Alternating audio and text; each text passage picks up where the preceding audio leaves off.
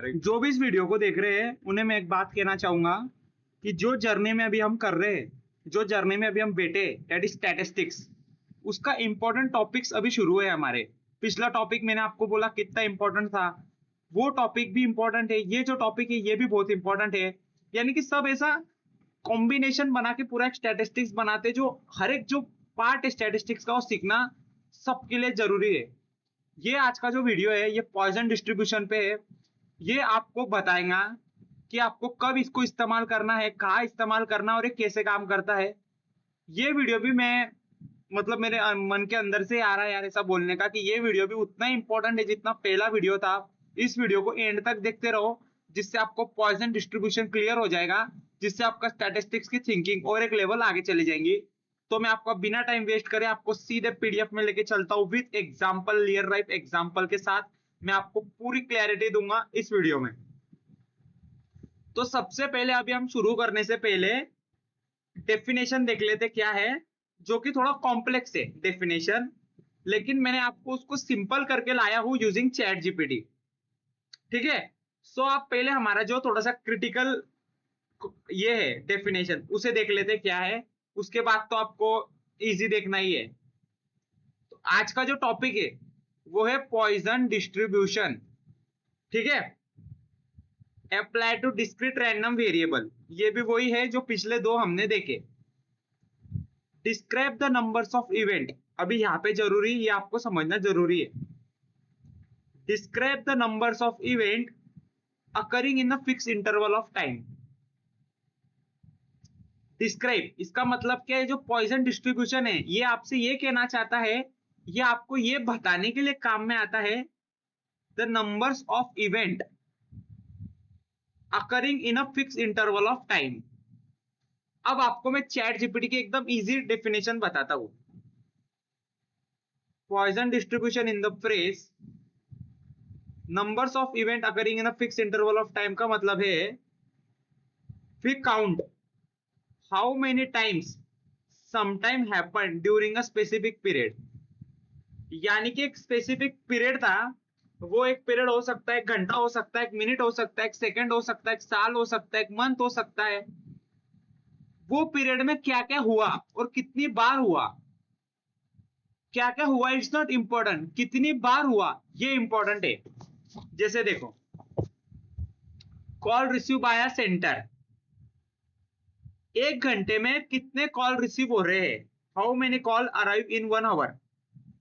ठीक है, इसे हम बोलेंगे पॉइजन डिस्ट्रीब्यूशन, कि एक स्पेसिफिक हमारा टाइम है उसमें कितनी कितनी बार बार चीजें हो रही है और कौन सी चीज बार बार हो रही है, इसे गिनने का काम होता है हमारा पॉइजन डिस्ट्रीब्यूशन का।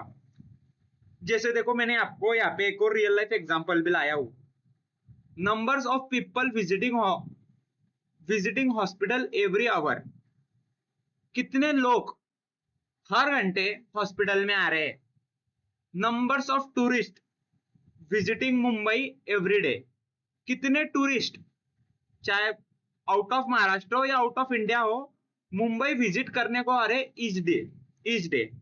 ठीक है, अब आपको एकदम रियल लाइफ एग्जांपल बताता हूँ इसका, जिससे आपको और अच्छे से क्लियर होगा। आप कभी डीमार्ट गए होंगे, डीमार्ट के बाहर कभी गए होंगे, तो आप दरवाजे पे जहाँ आपकी चेकिंग होती है ना, वहां पे एक बोर्ड होता है।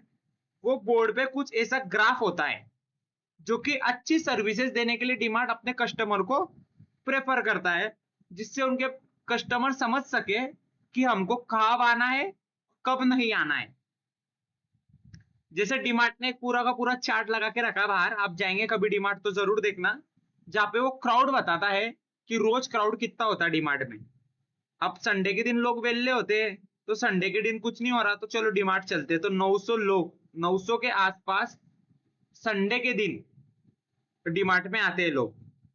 मंडे के दिन क्योंकि काम होता है तो बहुत ही कम लोग आते हैं, यानी 500 लोग आते हैं।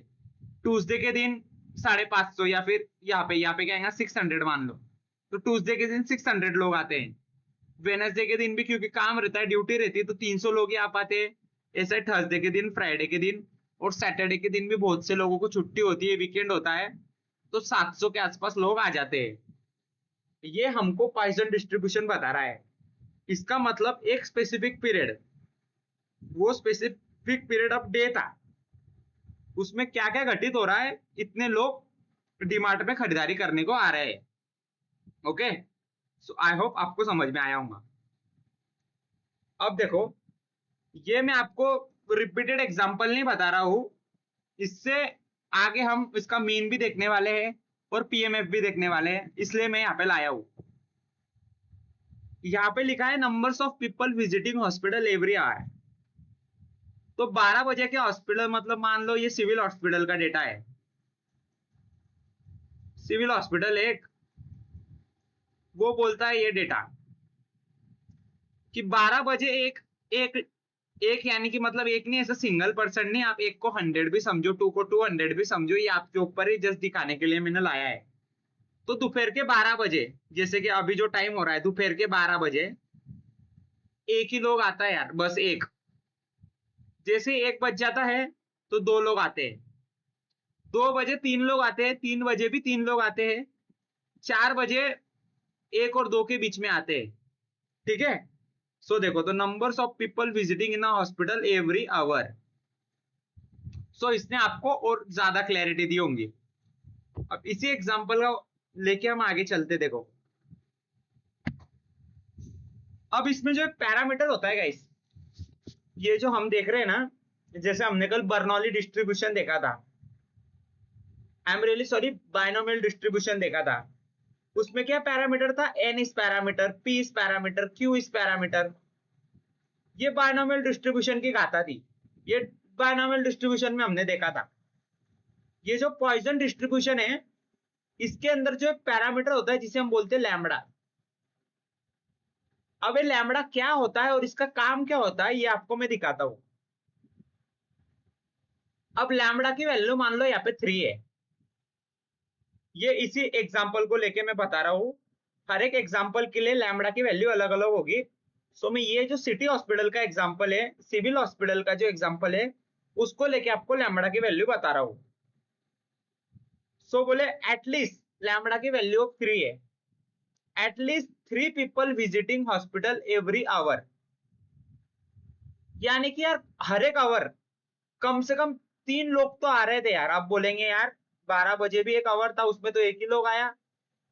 मैं आपको ऐसा उदाहरण दे रहा हूं, आप ऐसा समझ के चलो, इसका मीन निकाला है, इसको 1 मतलब 1 कर दिया है, फिर 2 कर दिया है, +3 +3 6 प्लस, और यहाँ पे कितना है 1.5, 1 और 2 के बीच में, वो डिवाइड बाय जितने भी डेज थे, कितने 1 2 3 4 5, इसको अगर मैंने 5 करा है तो आंसर मेरा 3 के आसपास आया है।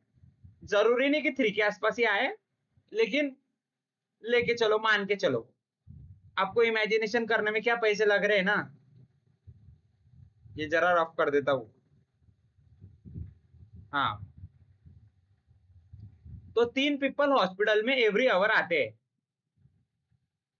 अब देखो, अगर आपको किसने पूछा, आपको सा क्वेश्चन आ गया कि मुझे बताओ probability to find how many people visiting at 4th hour, यानी कि 4 बजे कितने लोग आते हैं हॉस्पिटल में, ये बताओ। तो आपको इस केस में ये फॉर्मूला लगाना पड़ेगा, जो कि मैंने सीधा फॉर्मूला लगा के दिखाया है। यहाँ पे मैंने फॉर्मूला का पहले लिखा ही नहीं है, उसके लिए मैं आई एम रियली सॉरी। उसका जो फॉर्मूला होता है वो कुछ इस प्रकार का होता है, e to the power minus lambda, lambda to the power x, और इसको होल डिवाइडेड बाय करना पड़ता है हमको एक्स फैक्टोरियल से। ये इसका कंप्लीट फॉर्मूला होता है।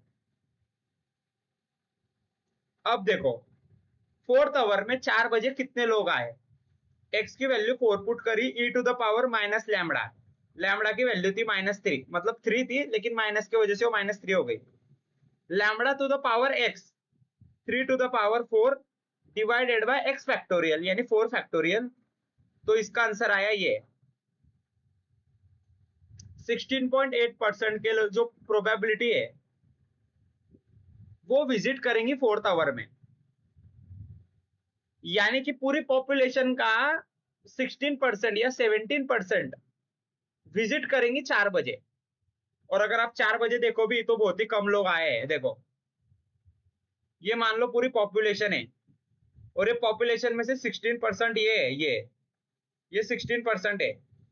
हाँ तो बस ये इतने ही लोग कितने बजे आएंगे, 4 बजे आएंगे, और बाकी के जो इतने लोग ये इतने इतने इतने लोग 4 बजे को छोड़ के आएंगे।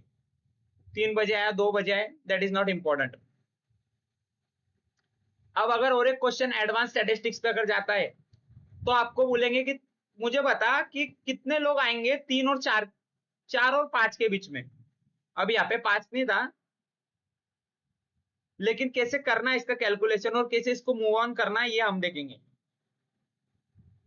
Probability of people visiting at 4 PM and 5 PM।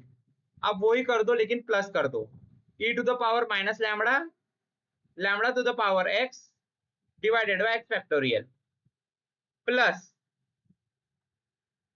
कि 4 एंड 5 था, 4 बजे और 5 बजे कितने लोग आ रहे हैं वो निकालना था, तो प्लस किया e to the power minus lambda, lambda to the power x, x की वैल्यू 5 है डिवाइडेड बाय x फैक्टोरियल यानी 5 फैक्टोरियल, और इसको बन के जो भी आंसर आ जाएगा वो हमारा रहेगा कि इतनी प्रोबेबिलिटी है कि लोग 3 और 4 5 के बीच में आए, 4 और 5 के बीच में आए।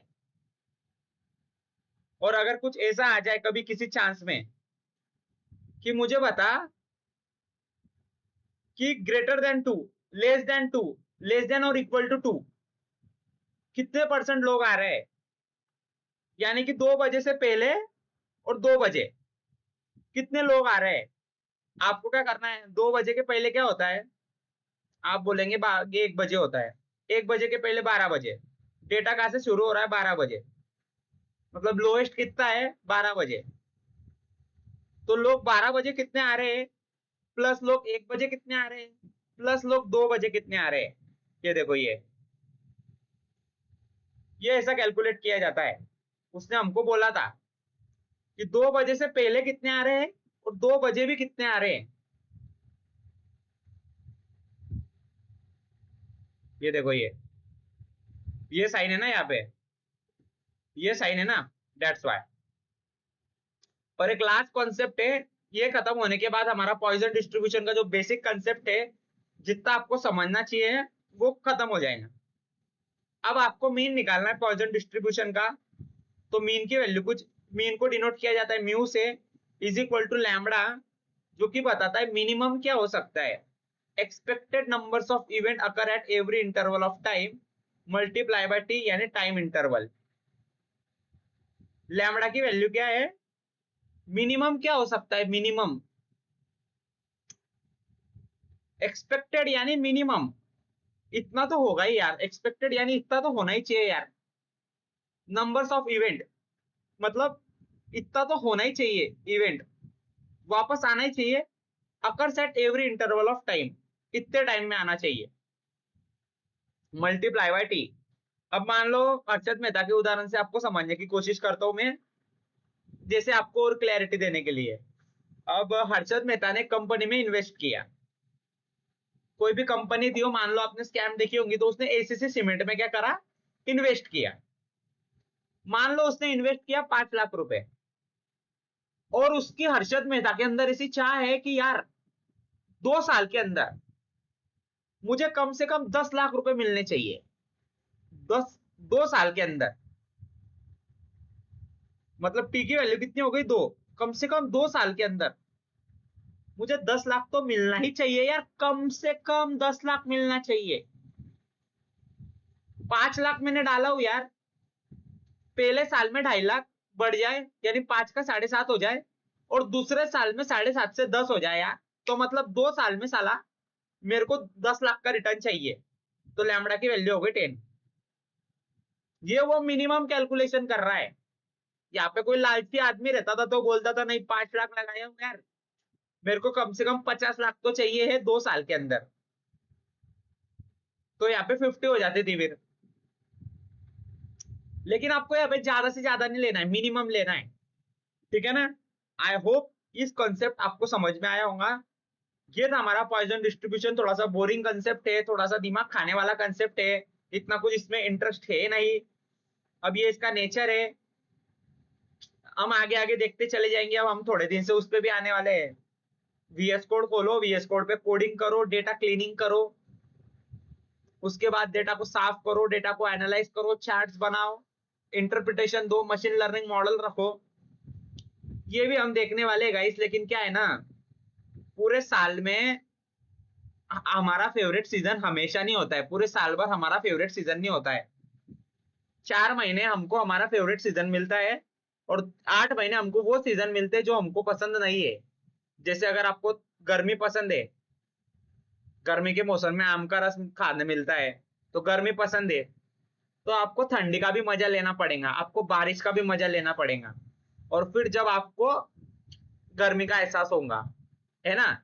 ठीक उसी तरीके से जरूरी नहीं कि हर बार ऐसे ही कंसेप्ट आए जो हमको बहुत अच्छे लगते हैं, डेटा को एनालाइज कर रहे हैं, चार्ट बना रहे हैं, मशीन लर्निंग मॉडल सीख रहे हैं। कभी कभी हमको वो वहां से भी गुजरना पड़ेगा जो हमारा कुछ काम का नहीं, मतलब ये ऐसे बोरिंग कंसेप्ट। आई होप आपको वीडियो पसंद आई होंगी, कुछ प्रॉब्लम हो तो बताइए। हम मिलते हैं अगले वीडियो में, तब तक के लिए बाय बाय।